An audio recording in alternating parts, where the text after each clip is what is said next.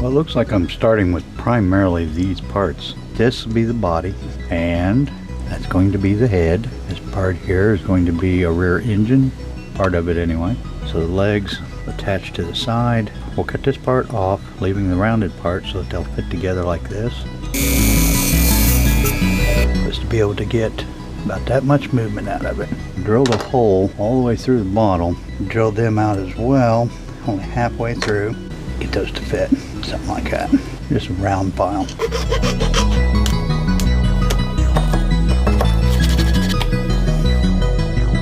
Get the idea.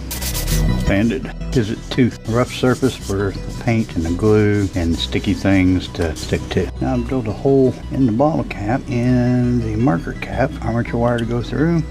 Now these fit together like that. This will go on like so, and then this one is on up here.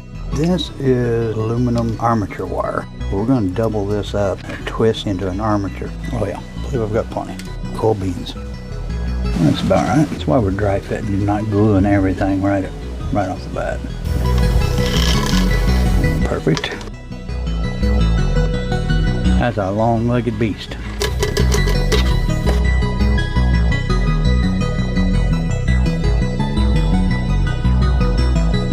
Measure once, cut twice.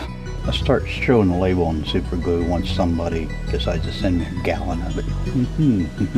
This is baking soda, put in a little tube, strength of that joint. Yeah, it's stuck.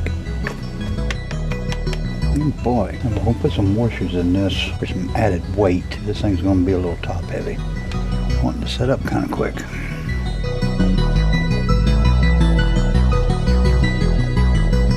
This is a fender washer. There you go, one. You know, a gallon of super glue would be nice. I say that because damn near everything else I use the same as free. So we're going to kind of fill this in just a little. There you go. That part. Steel stick.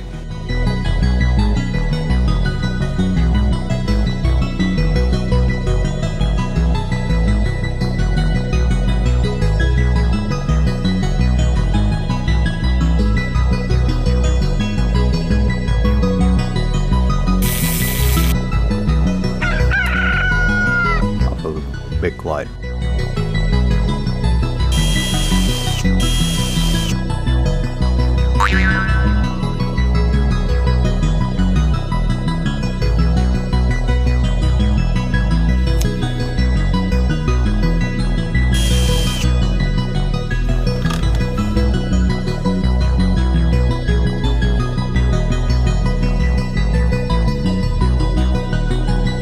That's a lot of glue.